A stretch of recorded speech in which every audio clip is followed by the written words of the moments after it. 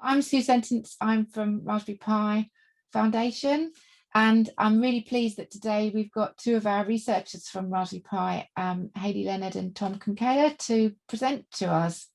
I'll introduce them in a moment. I'll just run through my normal, slightly lengthy, apologies, housekeeping. Really pleased to see you all with this is the, I think, sixth of our diversity and inclusion computing education research seminar series. And we're very pleased that the Royal Academy of Engineering is partnering with us in this. And both of us share goals in our organisation around allowing learners to be represented in computing education and to support all those who are underrepresented in computing education. And on those lines, we bring everybody together for these seminars, and then we're going to break out into breakout groups where everybody can have an opportunity to, share their own perspectives. And our ground rules are about listening to others, being respectful of other people's views when we're talking about issues that are so important. So the session today will be a 35 to 40-minute presentation. Then we'll split into breakout rooms for the discussion, and then we'll come back together for a Q&A. I'm just delighted to introduce Hayley and Thom. Hayley and Thom are both working on two or three projects around computing education and diversity and inclusion and equity related issues. This work they're talking about today, or they'll tell you, of course, but relates to some work we've been doing at Raspberry Pi. And the title is Why the Digital Divide Does Not Stop at Access, Understanding the Complex Interactions Between Socioeconomic Disadvantage and Computing Education. Right, great. Well, thank you for the introduction. And yeah, sorry again for the long title. You can see some very old photo of me and a photo of Thom here. So I'm Hayley Leonard. I'm been at Raspberry Pi Foundation for nearly 2 years, and I have a background in developmental psychology, and I also used to be a primary school teacher. I'm just going to pass over to Thom to let him introduce himself. Sure. So hi, everyone. My name is Thom, and for the last 2 years, I've been working as a research assistant here at the Raspberry Pi Foundation. Prior to this, I was completing my research master in social science, and I did a fieldwork period in the US where I studied social movements related to racism and police violence in St. Louis, Missouri. So that's it for me. I'll pass it back to Hayley for now. Thank you. I also just want to apologise in advance that my inbuilt camera is in the most awkward place down here somewhere. So that's, if I look like I'm not looking at you, that's why. It's just in a weird position. So I apologise. Okay, so what we're going to talk about today. I just want to talk briefly about the term, the digital divide. I think lots of us have become a lot more aware of this term over the last year, particularly during the pandemic. And it's really the main way that low-income students have talked about and investigated. So I think it's good just to kind of have an idea about what we mean.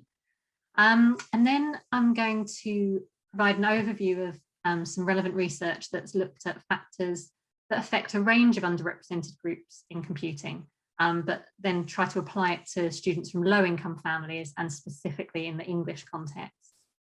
And then we're going to discuss the Learn at Home campaign, which is an initiative that Raspberry Pi Foundation set up to support young people who are at risk of educational disadvantage, by which we meant they didn't have access to a computer at home for their learning. As part of that, Thom's going to talk about pilot study we conducted with some of these young people and present some of our findings. And at the end, I've got some key points that it would be great to discuss as a group. Relating to your own experiences of the issues we've been talking about and your own context if you're outside of England and the UK. So starting off with the digital divide. So the term, when you look at the research, has mainly been used to refer to whether countries or continents have access to the internet or not, and how this relates to social inequalities. So it's a binary distinction. People either have access or they don't. And the assumption from this distinction is that if you provide universal access to the internet, this would be a key factor in reducing the social inequalities that's seen.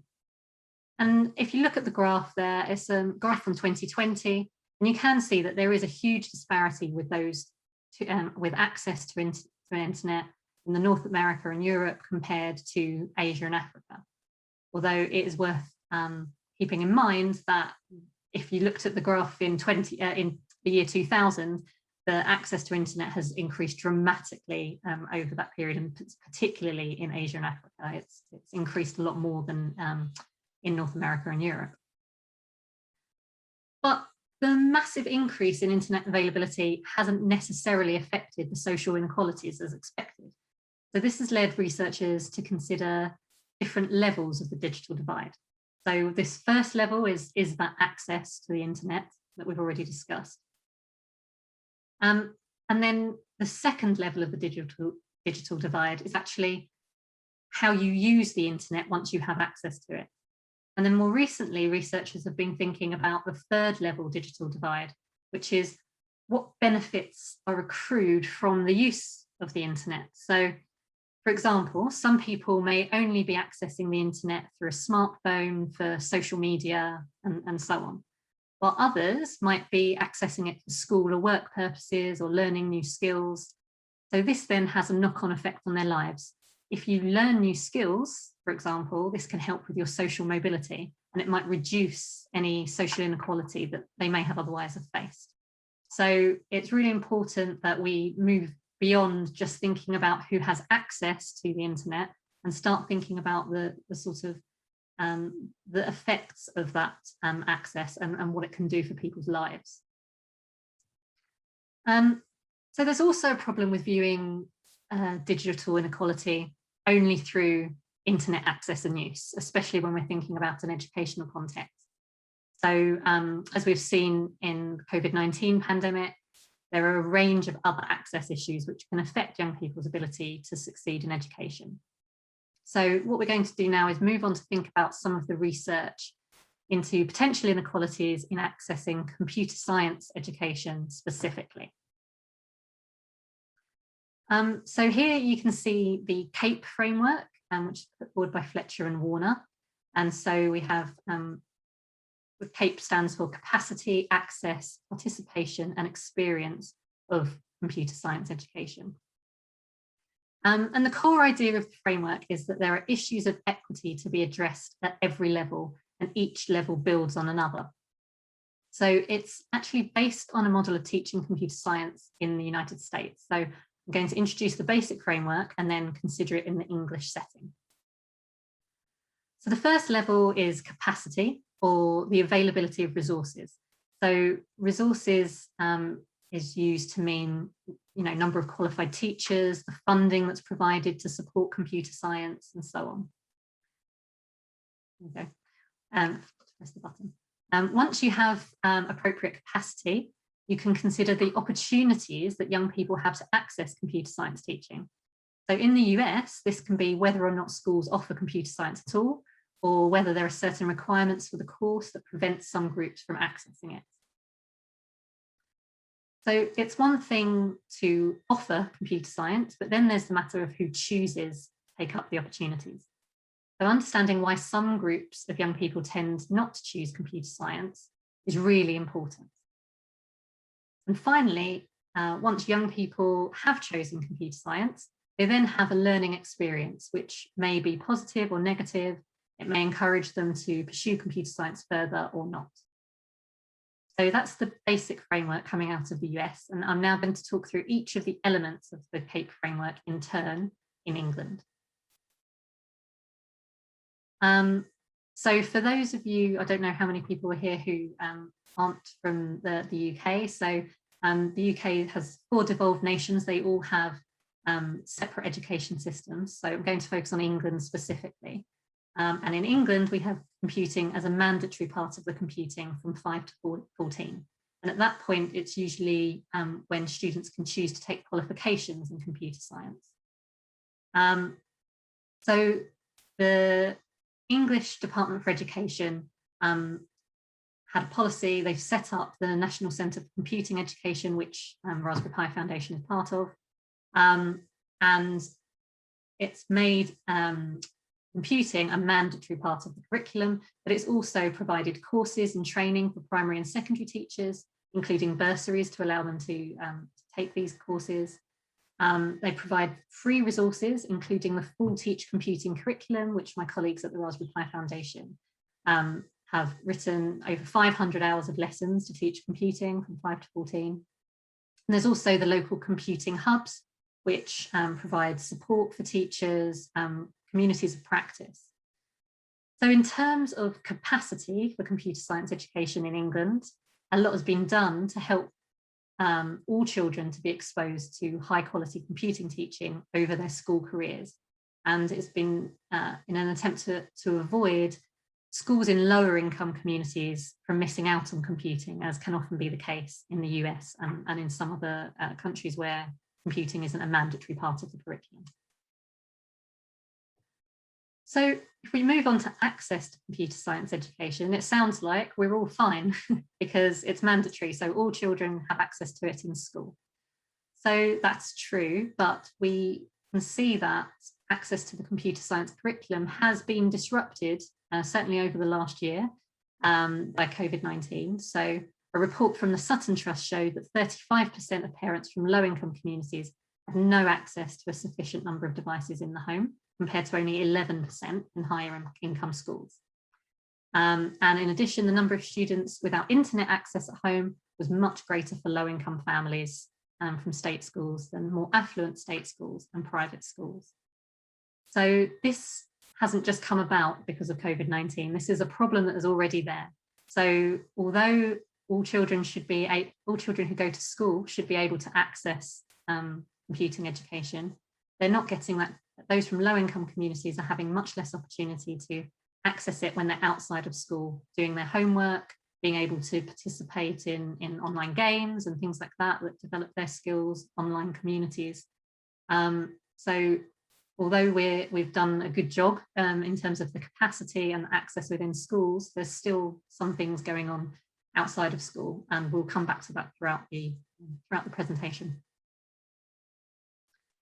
When it comes to participation, this is going to be about who chooses to take qualifications in computer science at GCSE, which is when you're 16, and A-level when you're 18. So there's been a lot of talk about the underrepresentation of different groups in these qualifications. So we know females, some ethnic groups are underrepresented.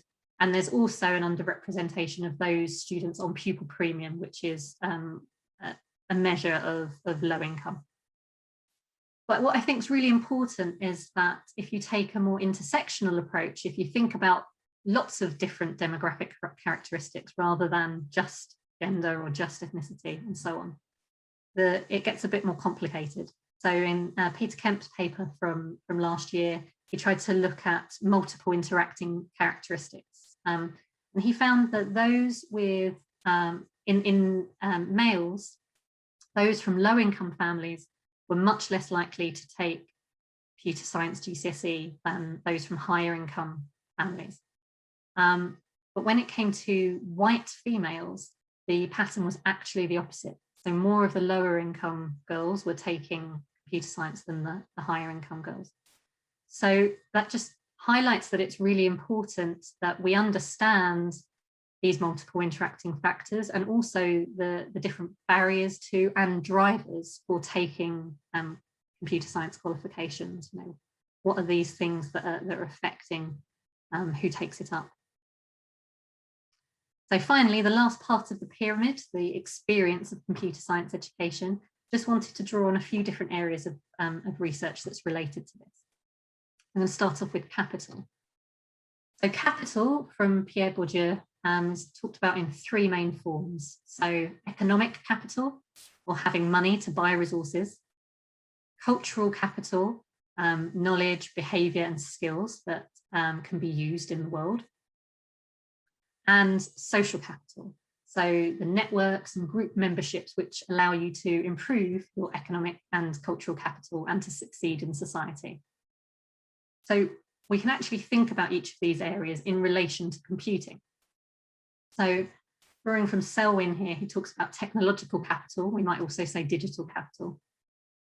In this case, economic capital is the capacity to buy computers or software and so on. Cultural capital is your participation in education and training, engagement with technoculture. And finally, social capital might be networks of technological contacts and supports, you're members of social groups. So it might be being part of a coding club or part of a group that play online games together, or it might be that your parents or family members have careers in tech, so you understand how it works and things like that. So the implication is, if you have high levels of technological or digital capital, you're more likely to have a good experience of computer science education. So those from low-income families are less likely to have these types of capital and therefore may have a worse experience of computer science. So just to briefly mention competence and self-efficacy as well. So we know that these are really important factors in maintaining interest in a subject, as well as motivating people to invest their time and their effort in pursuing it as a career or in qualifications. So without opportunities to practice computing and digital making outside of the classroom, young people are not going to develop the same level of competence or their expectations of success as their peers who have access to a computer at home or go to extracurricular activities, even if access within schools is becoming more equitable. So some research suggests that teachers feel that young people with these sorts of access issues outside of the classroom may feel put off or out of their depth when they're in the classroom with peers who sound really confident and know all the jargon and sound like they know what they're doing. And this could really have a particularly negative effect on those from low-income backgrounds, particularly who maybe don't have these computers at home or the opportunities for these extracurricular activities. And so the last part of the experience part that I wanted to talk about was about the relevance. So lots of research into the underrepresented groups in computing has suggested that if you help young people to see the relevance of computing to their lives and to their future careers, then they begin to value computing more as a subject. So if young people from low-income families don't aspire to be a computer scientist, they're unclear about how you can use it in other careers, they might not see it as relevant to them. So an interesting link to this is seen in science through the Aspires project at the University College London by Louise Archer and colleagues. In their longitudinal research, they found that even though many young people found science interesting, they thought that they were good at it, only 16% of 40,000 young people they surveyed aspired to a career in science. So I've just taken a section from the report, and I've got a link to this later on in the slides that you can access. I've just highlighted a couple of bits that I thought were really important. So the patterns of who wanted to be a scientist and who didn't were evident from the end of primary school and not only persisted, but became more pronounced through secondary school. So this shows that these ideas about what you can use science or perhaps computer science for and who does it become quite entrenched early on. And so early intervention is really important. The largest gap in science aspirations was found at age 17-18, when the most socioeconomically advantaged students were over 2.5 times more likely to aspire to be a scientist compared to their less advantaged peers. And I've just drawn out a bit of a case study from that report as well. So I was really struck by how similar it looked to reports from young people talking about computer science. So it really feels like this could be a great model for investigating computer science aspirations in more depth. So Charlie is a working class white British young girl. In year 8, she described feeling very different to the proper clever people in her science class. So this links to this idea of competence and self-efficacy. Perhaps she didn't have as much opportunity to take part in science activities outside of school. In year 11, she chose not to take triple science at GCSE because it's got nothing to do with what I want to be, then there's no point in it, it doesn't relate. So again, bringing back to this idea of relevance to the future career and trying to improve this amongst young people. So this is something we were interested in when it came to our pilot study, which Tom's going to discuss shortly.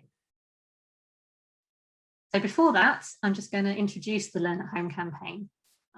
So as I said before, we're dealing with access for young people from families in low income areas and the impact that this can have on education. So I'm going to explain what the campaign is and give a little bit of insight into the impact it's had so far. And then I'm going to pass over to Tom, who's going to talk about the experience part of the CAPE framework, which we investigated with some of the recipients of the campaign. So the Learn at Home campaign, as I said, was an initiative to deliver computers to disadvantaged young people, set up by the Raspberry Pi Foundation, which we did as an initial response to COVID-19, but has continued.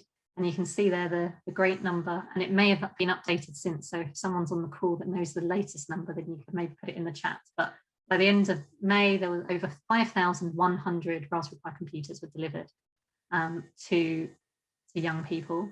And this included the Raspberry Pi 400, a monitor, webcam, headset, custom operating system, signposting of high quality educational resources, technical support as they needed it, everything for less than £200. And there's been several waves of delivery. And the total funding over £960,000 from 70 donors, especially the Bloomfield Trust, who funded the pilot phases. And what's really great to know is that 70% of the young people receiving these computers are in receipt of free school meals, and 56% live in one of the two most deprived areas of England. And the way that the campaign worked was that we partnered with 80 youth and community organisations. They were the ones who identified the young people to receive the kits, the young people that they worked with in their local areas. And it was based on a number of criteria. So recipients were 6 to 18 in full-time education.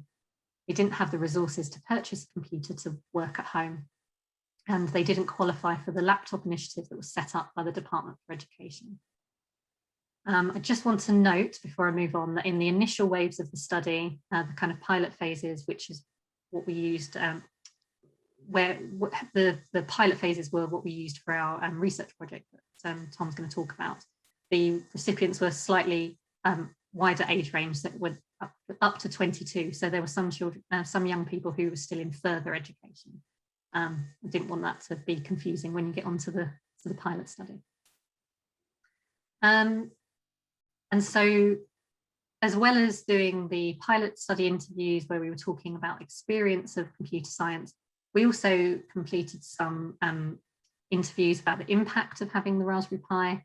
There were case studies and surveys, so we got lots of feedback from the young people and their families. And I just wanted to share with you some of the main themes that came out of all of that discussion with them. And it's great to see that they really felt that having the Raspberry Pi helped them complete their schoolwork. It was much easier. They had lots more new opportunities for learning.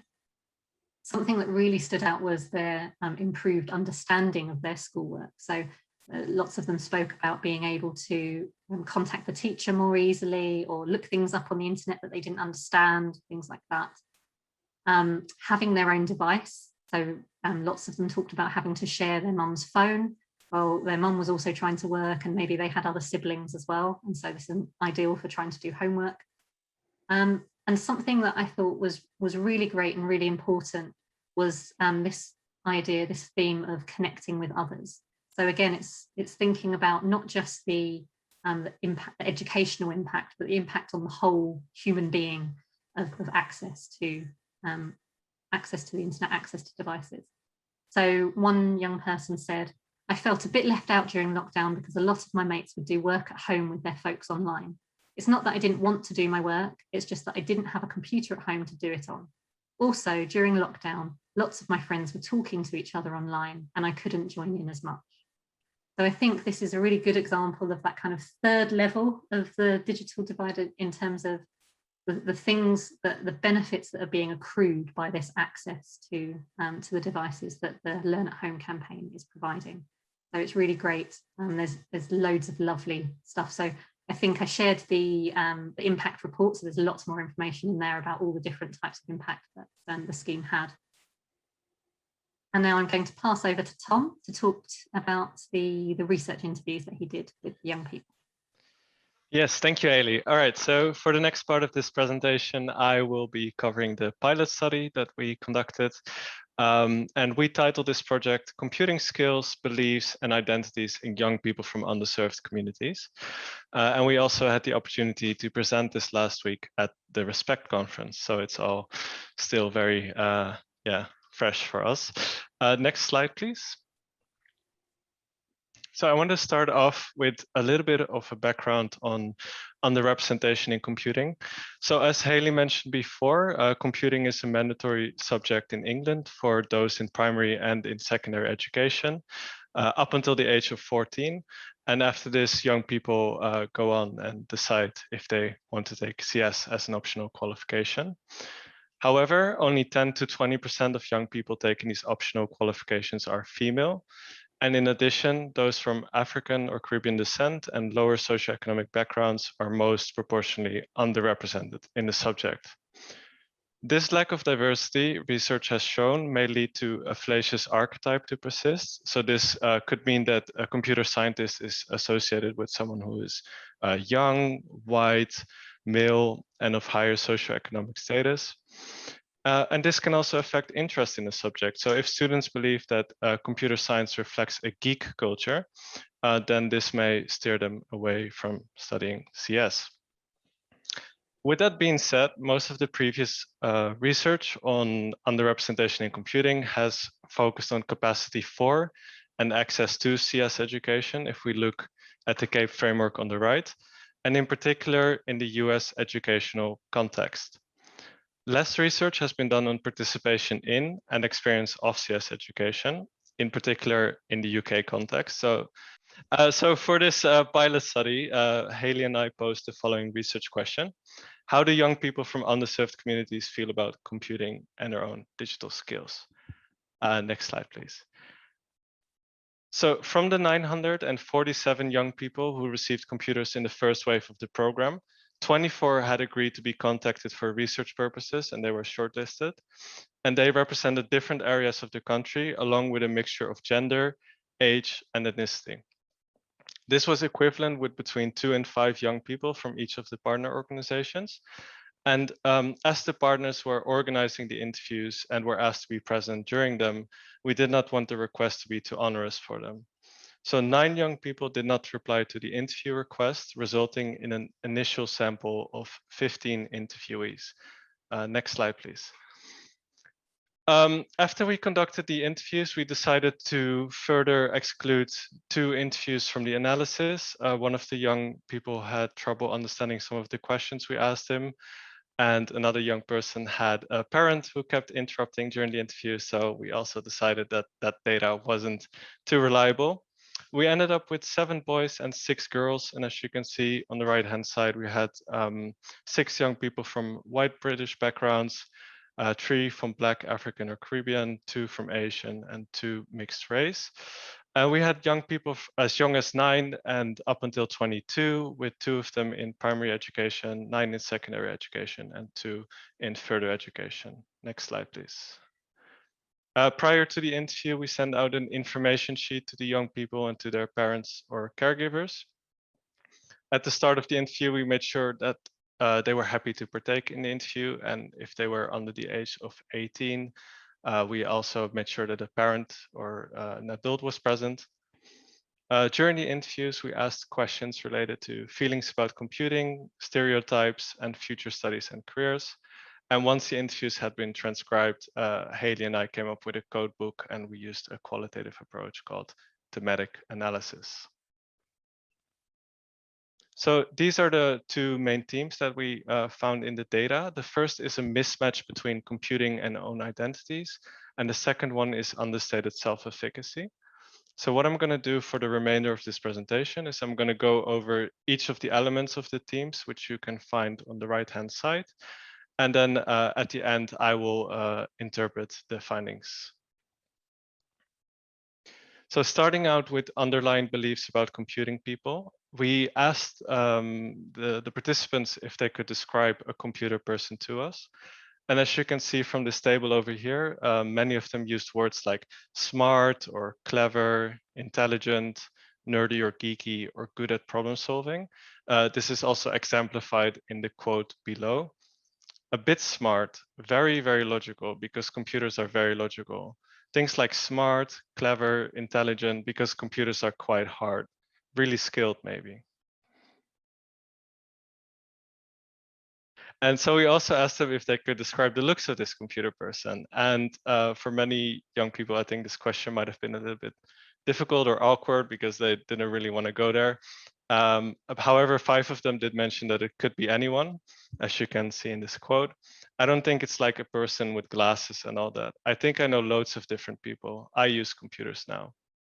And going on, we also asked them if they could describe the gender of this imaginary computer person. And again, 5 of them said that it could be anyone. However, 4 of them said it would have to be a boy or a male.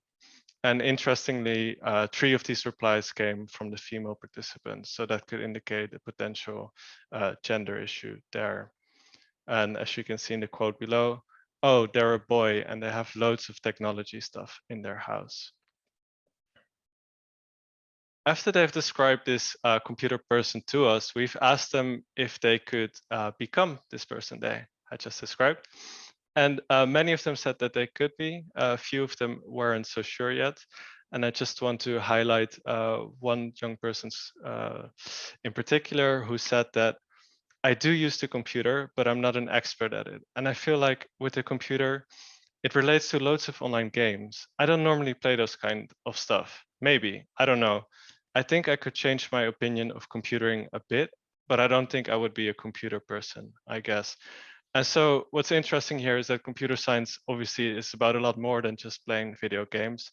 However, as you can see in this case, for this young person, that didn't seem to really matter that much because, yeah, she associated computer science with playing games, and because she didn't find it interesting, she didn't want to pursue the subject further.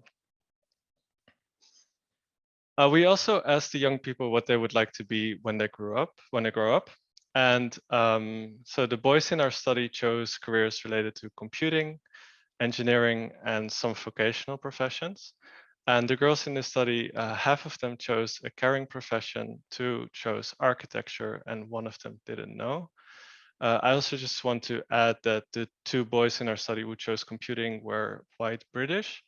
And so although our sample size is very small, it's still interesting to note that we find these gender differences in career aspirations and related to computing as well.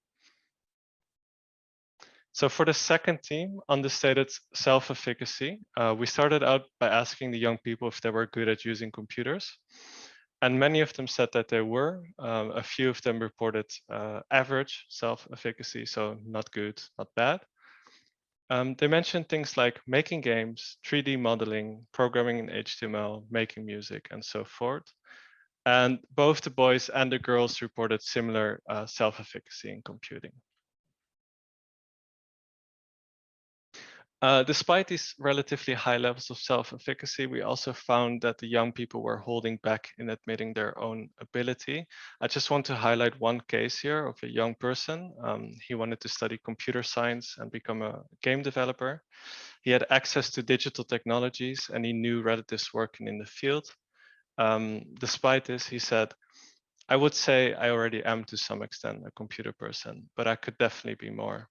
And so some other young people, they also mentioned that they had to put their minds to it or that they could be one eventually.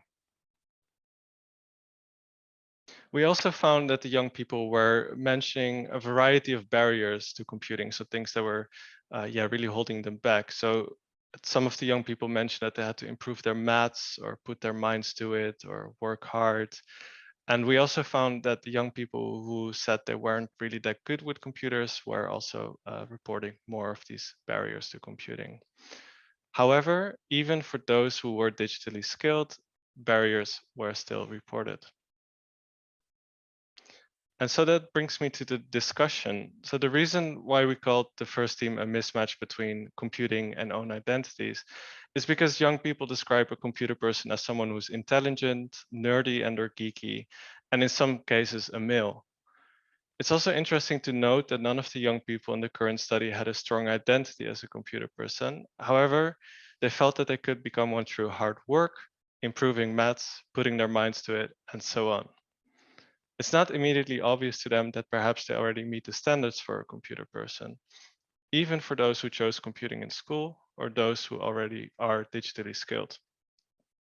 As for the second team, understated self-efficacy, we found that although young people reported higher levels of self-efficacy in computing, they tended to hold back in admitting their own ability. We think that because young people set high standards for a computer person, including having high levels of intelligence, that it becomes more difficult for them to relate to a computing identity and that they can become less enthusiastic about studying CS. So, despite young people being digitally skilled, they don't seem to relate much to a computer person and they are considered to be not like them. As in previous research, there's a distinction between doing computing, for instance, in school, during leisure time, or for creative things, and being a computer person. To conclude, this current pilot study aimed to explore some of the factors that affect young people's engagement with computing in the UK, in particular among those who are at risk of educational disadvantage. We found that narrow stereotypes of a computer person seem to prevail, and we suggest that there is a mismatch between computing and own identities, and that young people understate their self-efficacy in computing. We think that more detailed interviews concerning identity, self-efficacy, and different demographic characteristics will be important to better understand these complex issues from an intersectional perspective and from a wider range of young people. This will enable context-specific interventions and support to be put into place to ensure that computer science attracts a more diverse and representative workforce. And yeah, so I just wanted to round off this part of the presentation also by reflecting a little bit on the lessons that we learned from doing this kind of research. So for Hayley and I, or at least for myself, this was the first time I was interviewing young people. And we found that it can actually be yeah, sometimes quite tricky to interview young people. They might be shy or not really that comfortable around adults. And we also found that they would often reply with quite short answers. And so for future research, if we are going to continue this type of work, or if other people want to do this kind of research, some of the recommendations that we have is that it would maybe be good to have like a more open-ended interview so that we don't have to ask as many structured questions and get a lot of short replies. And also it would be nice to maybe visit the charity organizations and to really get on the ground there with the young people so they can become comfortable around this as well. But obviously due to the pandemic, we didn't have the opportunity to visit in person, but that's maybe for another time. So yeah, I'll pass it back to Hayley. Thank you. Thanks, Tom. That was great. I'm just going to, I've got one more slide and then I think, and then that's it. So it was just wanted to kind of come up with a few key takeaways from the different parts of our talk. I'm not sure if you can hear the ice cream van going past in outside. It's obviously a hot day, I apologize. So yeah, so essentially access within schools is an important first step, but it doesn't mean that all students are on an equal footing. So those who have reduced access outside of school might still feel out of their depth in the classroom, and they can feel like those who are good at computer science are these super brainy people. And this could really be a factor in putting them off computer science. I also think it's really important that taking an intersectional approach, because there are multiple interacting influences on young people. And this can include the importance of parents and families on the young people's aspirations and therefore what they choose for their subject choice at GCSE and A-level. So yeah, so we're doing research on family and young people from low-income backgrounds, but we need to remember all these other influences and all of these other characteristics that also play a big part in their computer science experience. So as I said, I think these slides will be shared after the seminar. So I've got some links to some really useful reports and papers and things there. And before we just go into breakout groups, obviously we'll be very happy to answer any questions that you had about the actual study. But we also thought it'd be really lovely to have a bit of a discussion about your own experiences working with children or young people from low-income backgrounds, whether you think there's a difference in how they participate in formal and non-formal computing activities. I know some of you aren't teachers, so some of you working in kind of code clubs and extracurricular activities. If you've had, what experience you've had of the impact of COVID on these young people from low-income families in terms of computer science. And also, if you're from outside England or outside the UK, what you think the CAPE framework might look like in your own context. So, is there any part of the pyramid that requires more focus? Is it much more important to sort out the capacity in your country or your area? And also, are there any bits to add to this pyramid in your context? So I think that your facilitators are going to have that slide to be able to lead those discussions. I think that's it. Thank you for listening. Thank you very much. Thank you very much. Big jazz hands to Hayley and Thom. You did really well. It's fantastic. So what we're going to do now is we're going to go into breakout groups for a little while. And the task is to talk about your own questions and the questions that Hayley's just posed. And then after about 15 minutes or so, we'll come back to the big Q&A, and each group will have an opportunity to ask those questions of Hayley and Thom. Welcome back, and hope you had interesting conversations in your group and got questions for Hayley and Thom, either around the questions that Hayley suggested or your own. We've got 4 groups, I think, that there were, so we'll try and take one question from each group to start with, rather than you giving. Sometimes if you give me 3 questions at once, I might have too much cognitive load. We spent most of the time discussing the first question. There's so much to kind of unpack in terms of families' views on the importance of computing, whether children have the sort of time and space. We were talking, of course, about the importance of hardware and of connectivity as well, and how that could be different and expensive for some in some parts of the world, some regions and things. And then we also talked a little bit about the sort of culture of playing around and making space with computers. And I guess that's perhaps one of our questions, is that obviously these computers were for young people to engage with the schooling, but did you see any evidence of that kind of tinkering and playing around, and which often adults who are experts in computer science talk about as being really influential for them, taking that time to think and play around? Lots of examples in our groups of how that can be, there can be barriers to that for young people from lots of different sorts of backgrounds. But yeah, did you see any of that tinkering and playing, or was it more focused activity? Yeah, that's a really good question, and I think there's some of that in the impact report. That was separate from what we were talking about in terms of the research interviews. There was definitely, I'm not sure there was tinkering in quite the way that we mean it, but they were definitely using the opportunity to try out different things, different programs, things that they'd never come across before. I think it might have been the 9-year-old, one of the 9-year-olds who was talking about going on to different educational websites that they'd never found, and they could do get some different types of practice of times tables and things like that, and she really enjoyed doing that. And there were other ones talking about doing lots of creative things with computing. So even to the extent of it helping them do creative things that weren't computing. So getting patterns and stuff like that from from the internet that they weren't able to access before, and then making things outside. So there were particularly the few of the boys, particularly who were quite, who we would say were quite digitally skilled, were playing around with things a bit more and doing a bit more of that sort of tinkering. But I think that they were probably, they also may be more likely to have attended extracurricular computing activities anyway.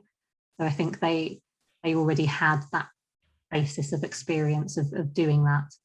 But I mean, one of the young people learned how to use a mouse because they've been given the Raspberry Pi computer and desktop sort of kit.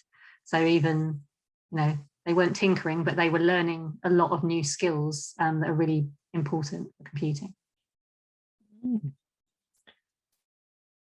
Great. Catherine, you've got your hand up.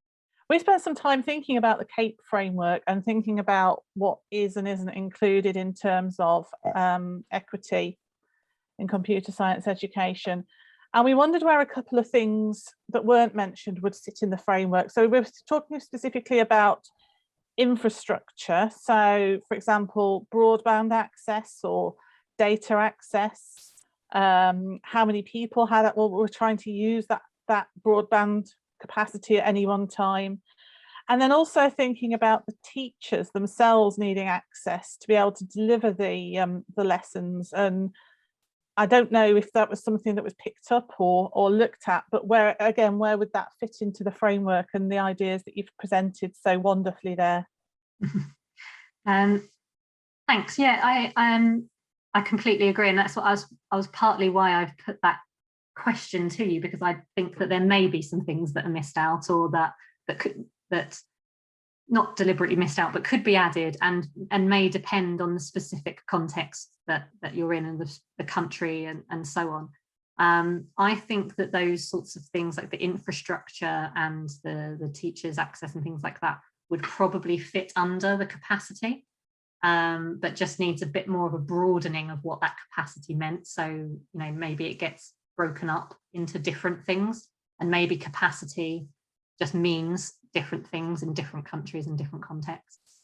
So I think, yeah, it's certainly not in the original framework, but yeah, I definitely think that those things they may change depending on who's looking at it.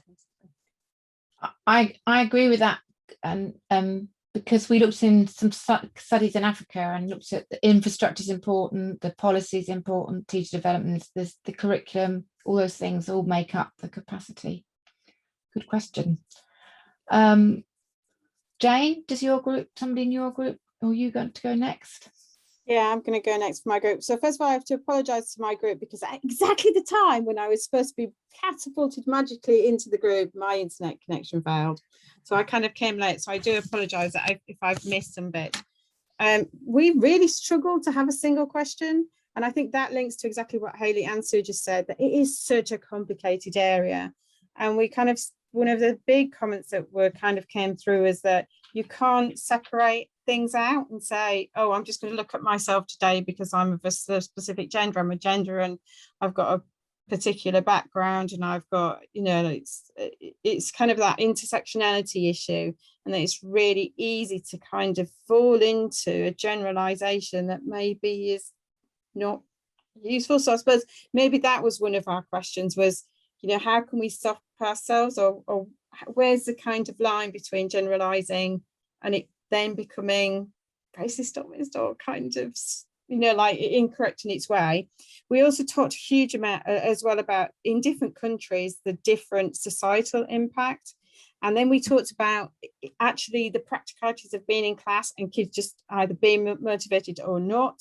And then we talked about cultural capital. And finally, as well, we also talked about what seems to be some things. And so we've got two questions. One is about how do we separate things out but not then make generalizations. And then the second was, is there something where the work that Peter Kemp did, that's almost kind of creating some data that doesn't match with some of the things we're asserting, in that if that we're saying that some girls, some types of girls, again, there's that generalization, are doing more of this, and yet maybe they shouldn't be, because maybe they should feel as well that they're outsiders. So 2 questions. One, how can we not generalise? But then I failed dismally and generalised by using Peter Kemp's kind of stuff. I hope that makes sense. Okay. Yeah, I mean, I don't think I have the answer. that's the main problem, and I don't think anyone does, and that's why we keep generalising. But I think I really think that paper by Peter Kemp and colleagues was really important, because it is taking that step away from just saying, oh, girls aren't interested, or you know, and really trying to think about the different combinations of characteristics. And he's got like a million I would recommend you go and read it. There's a million different graphs looking at all the different characteristics all together and in different, you know, splitting up in different ways. I mean, it's just difficult, isn't it? And it's the data that you can collect from schools is sort of set out in those very, you know, kind of binary distinctions, male, female, or you know, specific ethnicity, and it's not really rich data. It's very kind of specific, so it actually makes it very difficult to do anything useful with it in a way that doesn't end up in you just generalizing stuff. It's not that kind of really deep information that we want. Can't remember what the second part was.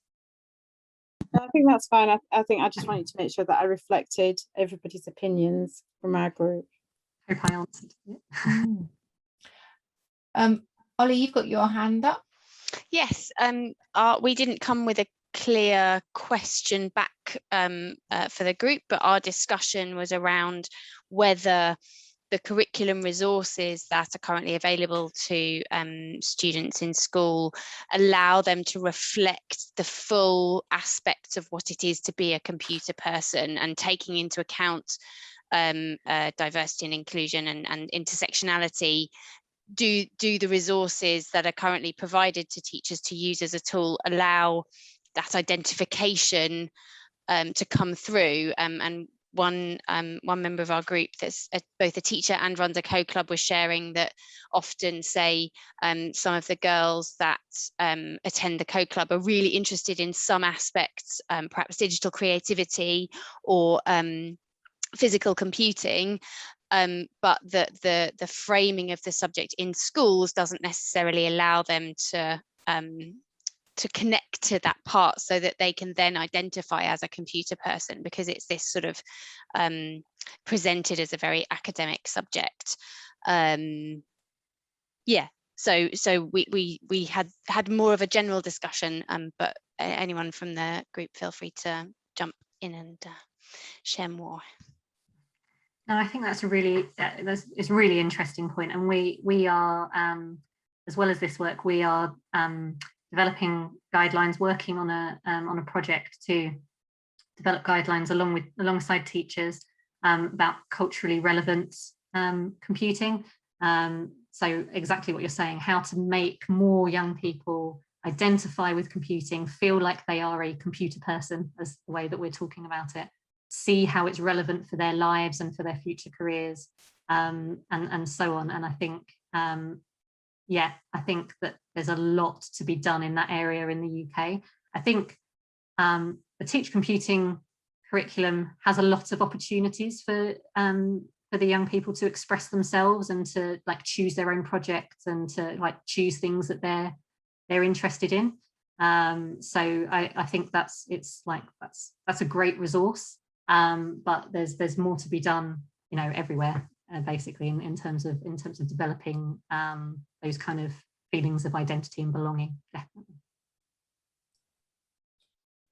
Good. There's a question, some points coming through in the chat. I think there's a question for Tom from a methodological point of view. You talked about that you couldn't get very much discussion at some point with a structured interview, and if the students carried out the research themselves with each other, do you think you'd get more depth of answers and that sort of thing? I think that would be a really great experiment if we could get students to interview each other. However, I would raise some concerns maybe about the reliability of the data. Obviously, we come in with a methodological background, so yeah, we sort of take some extra steps in terms of interviewing. However, one thing that I would really like to do is maybe sit down with a group of young people someday and have more of a focus group discussion where they can just go back and forth, do some assignments, do some sort of like, yeah, just some tasks that they can do. And for instance, reflect on a computer person. What do you associate with a computer person? Give them a few magazines and maybe cut out some stuff that they find interesting. I think there's just so much opportunity and different methodologies to be tried out. Although I would raise some concerns with children interviewing children, but I think, yeah, there's just many different ways of going about this and doing exciting research. Good. And there's another sort of thread in the chat I'm trying to read and look at everybody at the same time. I think, Gavin, your point, particularly around what do we mean by computer science? So do we know what we're actually, I think, am I summarizing it? You might want to answer your own. I think partly it's because I feel like a fraud. I come from a totally arts background, but have worked in computing all my career one way or another. And I love going, no, it's not what you think it is to kids. Yeah. But I think that, you know, I mean, I've done all of my training through NCCE. I think it's everything that Raspberry Pi do is amazing. But sometimes I think it's a computer science led marketing pitch. And there's just so much more to it. And, you know, I'm old enough to remember the flurry of multimedia as being like everyone was into multimedia and became multimedia creatives. And you need to know about coding to do even rudimentary stuff, but it was what you led with versus what we maybe lead with now. Yeah. So how you gone? I know I was going to say absolutely. I'm not. You know, we saw in those research interviews that there was a very narrow idea of what a computer scientist was, and as you say, that could well be with how it's being sold in schools, but I think it's also with how it's sold in the media, in how it's sold, you know, what the stereotypes are. And I think if parents don't really understand what it is, and they you know what the jobs are that you can go into, then they're going to be representing it as a very narrow thing. And I think one thing that again that came out of the Aspires report that I thought was a really interesting way of thinking about things was that parents often spoke to or talked with their children about science as a in the same way that we do about computer science, in terms of a pipeline to being a scientist. And what they were saying that we need to do more of is talking about it as a springboard to a range of different possible outcomes and possible careers. So it's not like this pipeline which you can fall out of. It's a springboard to this broader picture of what a computer scientist can be. I had a question, maybe associated with Gavin's, I don't know, but did any of your interviews bring up people, young people saying that they thought a computer person had money, that there was some kind of financial gain for just getting involved in, you know, because a lot of countries take on computing and trade with computing because they think it'll, you know, that they attract them to, you know, higher salaries. The country has more wealth, etc., etc. There's lots of study on that. Did that come up in your study at all? Do you want me to answer that, Tom? I can go in. Well, yeah, yes. Are you coming in? Sorry, I was reading chat, so I missed the question. Sorry. That's all right. So it's okay. There was a question about whether it came up in the interviews about wanting to earn lots of money by being a computer scientist. Short answer, no, but go for it, Hayley. Yeah, no, it didn't come up. I mean, we didn't specifically ask about what they think would happen if they became a computer person. So they're, you know, and as we said, they were quite structured interviews. So I don't think, I'm not sure they would have just meandered there on their own. We might have had to ask them. But yeah, we were at the Respect conference last week, as we said, and we did see a really interesting keynote from Amy Coe, who was talking about people that she'd met in computing. And one of the things that she talked about was the fact that for immigrant families in low-income families, that they really saw computer science and engineering and things like that as a way to get to financial stability and being able to support your family. So I think, again, needing to think about it in a slightly broader sense. So don't just think about low-income people. Don't just, think about particular types of people, trying to think about them as a whole. That could really provide a bit of more of an insight into those who see that route as a way of earning lots of money and being financially stable, and those who are seeing it for creative reasons or other sorts of reasons.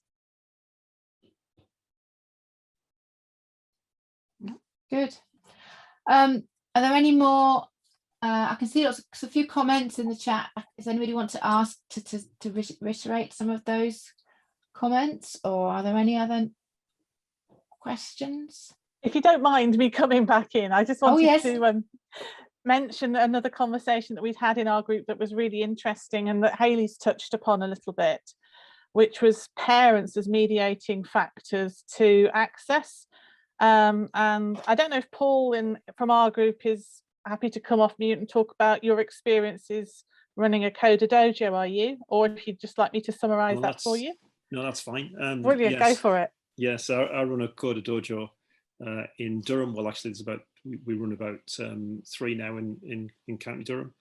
One of the things that we find is that we tend to get children from certain socioeconomic groups and struggle to get others, and part of that reason is because of the kind of how they sign up to it, which is all online. So people have to go to a website, sign up to Coder Dojo. Typically it's the parents who do it, and the parents are the ones who found out about it and bring the children along to start off with, and then hopefully the kids get enthused. But it does mean that we don't get that sort of more diverse group of people. So we are trying to do something now where we're reaching out a little bit more to the schools in helping with the council as well to do that, so we can get the kids actually wanting to come, if you like, rather than their parents bringing them along. So yeah, that's really interesting. Actually, I had a bit of a point about, or I was thinking a bit about the extracurricular activities and whether people from low-income backgrounds are going and things like that. And that's obviously a key barrier, is what you've just talked about there. And I couldn't really find any research into it in computing. There's a fair amount of research in all sorts of other sorts of extracurricular activities as to whether people from low-income backgrounds, they tend not to attend extracurricular activities, and it can be for a whole host of reasons. You mentioned one barrier. Another barrier is, if their parent has time to take them, or whether, the child would have to get several buses to get there on their own, and, all sorts of those sorts of things. But I don't think there is very much in computing. And in fact, I saw one review paper, which was about just about informal learning in computing, saying that very, very few papers even measured the socioeconomic status of the young people in the study, and very, very few reported it. So firstly, there's not very many studies, and when there are, nobody's talking about socioeconomic status anyway. So I think that is really a key thing that we need to start thinking about, and those barriers to participating outside of school. I did have the opportunity to visit some dojos myself, and also with a range of different, like Richard is on the call here, is from Peterborough, and his dojo runs in a public library, and the dojo provides technology to the young people. And so I think removing some of those barriers to access, so for instance, it being in a public library and you can show up without technology, can help you maybe in attracting a more diverse audience. So yeah. Sorry. Yeah, absolutely. We do the same actually. So we're using the libraries, which is fantastic. And just one thing, just to mention, actually, this is a plug for Gateshead, because Gateshead do this, which is fantastic. They have Raspberry Pis that you can loan out from the library, like books. So children can come in and actually learn a Raspberry Pi and take it home, use it, and then bring it back when they've finished whatever they're doing with it, which is just, I think, a fantastic idea. Yeah, that's amazing. Go Gateshead. He's in the northeast of England, if anybody's not from England. I'm probably running out of time. So I think we should just wrap up there and say another big clap and jazz hands to Hayley and Thom. Did a great job. And it comes to me now to talk to you about what's coming up. What we'll do if you is share the recording and the slides from Hayley and Thom, and some more information about it later on, so that will be on our website. And then our next seminar is on the 13th of July, so you've got a little gap. It's not the first Tuesday of the month. I'm afraid it's my fault. I'm on holiday and I didn't want to miss it. And we've got Ron Eaglash, who's been working in this the area of sort of ethno-computing and computing. His talk is Computing for Generative Justice, Decolonizing the Circular Economy. And he's a fantastic speaker, and he's been working in this area for a long time. So we're really delighted to have him as our final talk in this series, and hope you'll sign up for that. And then we've got August as a break. We all need a break. And then we'll come back in September with a new series, which will be around sort of AI, machine learning, data, those kind of topics around computing education. And we'll be advertising that shortly. So really big thank you to everybody for participating. It's lovely to hear your questions and comments and views and participation all the way through. And thanks again to Hayley and Thom, did a great job. And I think that's all. You can come off mute and say hello and say thank you and goodbye.